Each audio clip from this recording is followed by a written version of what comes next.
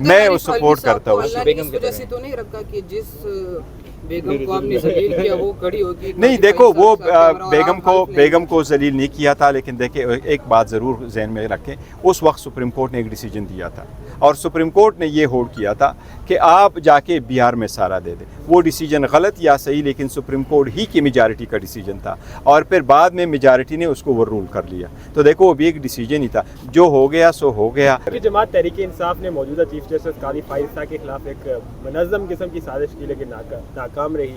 اب chief justice سے کیا امیدیں ہیں, آپ کو ریلیف ملے گی, عمران خان کو باہر نکالیں گے؟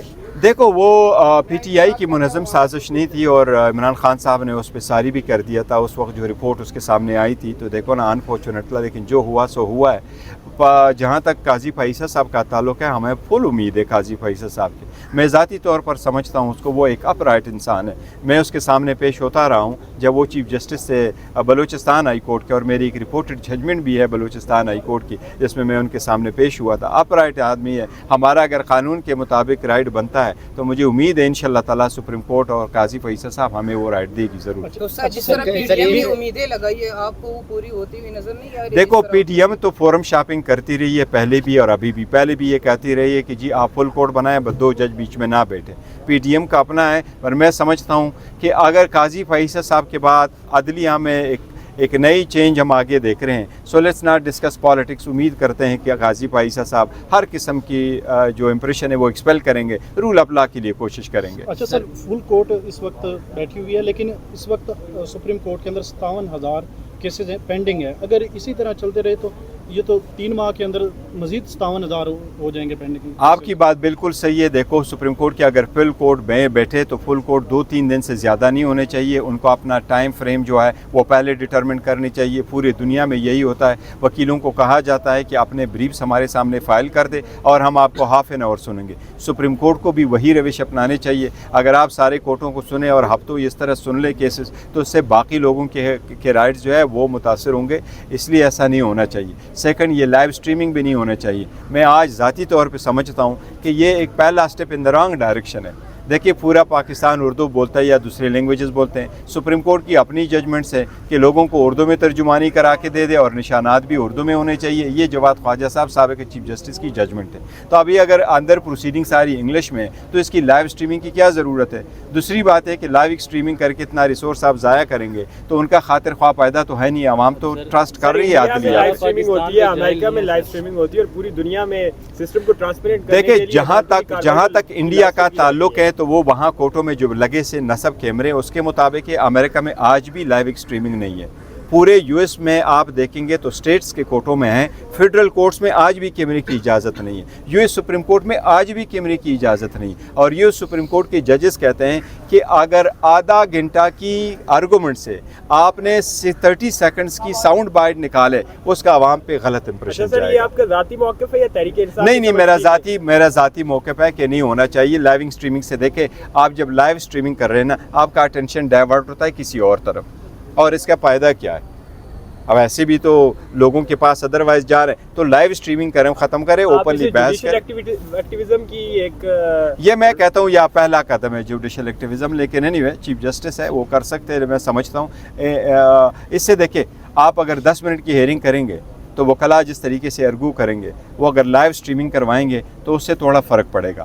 اور اگر آگے جھگڑے وگڑے ہو جاتے ہیں اس سے بھی فرق پڑے گا. ججز اور وکیلوں کے نظر آئے آج دونوں وکیل بڑے دباؤ میں تھے. کیا دوسری سائڈ پہ 15 رکنی بینچ ہے سر, اس وجہ سے تو زیادہ دباؤ نہیں. 15 رکنی بینچوں یا 4 بینچوں, وکلاء ہم سارے پیش ہوتے اپنے آرگومنٹس کرتے. دیکھو نا, ہم دونوں طرف ہو, چاہے ہم ایک طرف سے وکیل ہو یا دوسری طرف سے وکیل ہو, ہمارا مقصد ہوتا ہے کورٹ کو اسسٹ کرنا. At the end of the day فیصلہ تو عدالت نے دینا ہے, تو عدالت نے جو فیصلہ دینا ہے وہی پریویل کرے گا. سرکل اوتھ ٹیکنگ سرمنی میں بعد فاروق جو آپ کے رہنما تھے تحریک انصاف, ان کا بیٹا پہلے بیمار رہا, وفات پا گیا ہے.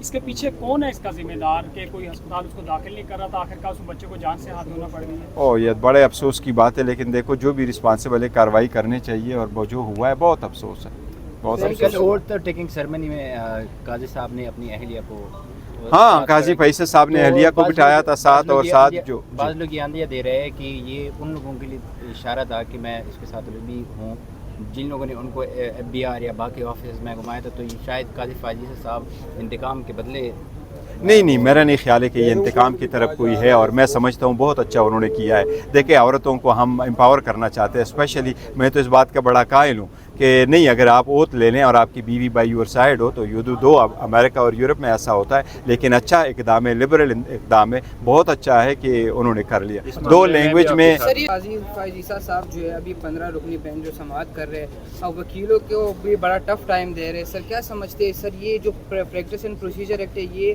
قانون بننے جا رہے ہیں؟ آپ کو کیا انداز ہے؟ دیکھو پریکٹس اینڈ پروسیجر جس وقت قانون ابھی نہیں بنا تھا اور بل کی صورت میں تھا، تو بل اور ایکٹ بننے جا رہا تھا، اس وقت سے سپریم کورٹ نے اس پہ عمل درآمد روک رکھا ہے. اور یہ ججمنٹ جب آئی تھی سپریم کورٹ نے اس کے ایڈمیٹنگ نوٹ میں یہ کہا تھا کہ یہ آئین سے مطابقت نہیں رکھتا پرائما فیشی، اس لیے اسٹے دے دیا تھا. اب سپریم کورٹ نے اس پہ فل کورٹ بنایا ہے. یہ ایک اچھا اقدام ہے فل کورٹ کا بننا، کیونکہ بڑے عرصہ سے ایک ڈیمانڈ چلا آ رہا تھا کہ ہونا چاہیے. اور سیکنڈ یہ کہ جو ڈیسیجن پہلے آئے تھے اس میں تھوڑی سی لوگوں نے دیکھ لیا کہ ججز میں کنسنسس ڈیولپ نہیں ہوا تھا، تو ایک مرتبہ فل کورٹ اس امپورٹنٹ میٹر پہ بیٹھ جائے تاکہ ونس اینڈ فار آل فیصلہ ہو جائے کہ بینچز کون بنائے گا، کیا کیسز کا 14 ڈیز میں ہیئرنگ کا کیا ہوگا، اور جو رائٹ پرووائڈ کر دیا تھا اپیل کا آرٹیکل 184 میں. لیکن دیکھو اس میں ایک بنیادی نقطہ ہے، اس میں یہ بات نہیں ہے کہ اس قانون میں کوئی اچھے پوائنٹ نہیں ہے، بہت اچھے پوائنٹس ہیں. یہ ضرور ہونا چاہیے کہ آپ کے پاس ایک رائٹ آف اپیل ہو اگر کوئی آپ کے خلاف ایڈورس آرڈر آ جائے، اور یہ بھی اچھی بات ہے آپ کا کیس ودن 14 ڈیز لگ جائے.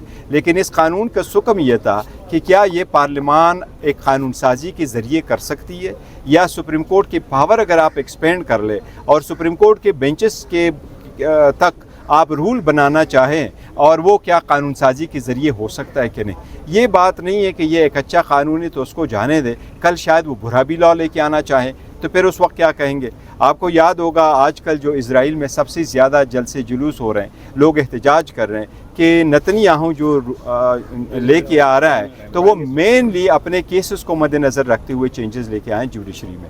ہونا یہ چاہیے کہ اگر آئین کی ترمیم کے بغیر آپ چینج نہیں لے کے آ سکتے، جو یہاں میرا خیال ہے supreme court at the end of the day یہی ہولڈ کرے گی کہ اس لا کو اگر آپ نے لے کے آنا تھا تو یہ صرف آپ ترمیم کر سکتے تھے، آپ قانون سازی کے ذریعے نہیں کر سکتے. تو بیسک ایشو یہی ہے. سر قانون سازی پارلیمان کا استحقاق ہے، اور کیا سپریم کورٹ کو اختیار حاصل ہے کہ وہ خود سے ری رائٹ کرنے لگ جائے، اور اس طرح کے پارلیمان اگر کسی اور تناظر میں بھی قانون سازیاں کرتا ہے تو وہ بھی تو پھر نیکسٹ ٹائم نہیں. دیکھو اس میں کوئی دو رائے نہیں ہے، قانون سازی کرنا استحقاق ہے پارلیمان کا، یہ اس کی ڈیوٹی ہے، بالکل پارلیمان کرتی ہے. لیکن اس پہ قدغن یہ ہے کہ آپ جو قانون سازی کرے وہ آئین کے مطابق ہو.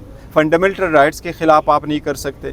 آپ جو بیسک سٹرکچر سپریم کورٹ کا کہا جاتا ہے، لیٹس سپوز کل پارلیمان بیٹھ جائیں اور یہ کہیں کہ فیڈریشن سسٹم نہیں ہوگا، کل پارلیمان بیٹھ کر کے کہے کہ نہیں اسلامک نہیں ہوگا، سیکولر ہوگا، تو ایسی قانون سازی نہیں ہو سکتی، اور ایسی بھی نہیں ہو سکتی وہ آئین سے متصادم ہو. تو یہ نہیں ہے کہ آپ قانون سازی نہیں کرتے. سپریم کورٹ کا منصب ہی یہی ہے کہ اگر قانون سازی پارلیمان نے کی ہو تو آپ یہ دیکھیں کہ آئین کے مطابق ہے کہ نہیں. یہی ریزن ہے کہ اس کو کہتے ہیں کہ یہ چیک اینڈ بیلنسز ہے. پارلیمان قانون سازی کرے، سپریم کورٹ اس کو دیکھیں کہ کیا وہ آئین کے مطابق ہے کہ نہیں. اگر یہ لا صرف آئین میں ترمیم کے ذریعے لیا جا سکتا تھا، مجھے امید ہے سپریم کورٹ کہے گی کہ نہیں یہ نہیں ہو سکتا تھا، یہ انکانسٹیٹیوشنل ہے. سپریم کورٹ انکانسٹیٹیوشنل ڈکلیئر کر کے کبھی اپنے کے لیے عزم نہیں کرتی کہ یہ قانون سازی ہم نے کرنی تھی. یہ پھر بھی کہے گی پارلیمان کو کہ آپ کرے، بر اس طریقے سے قانون سازی.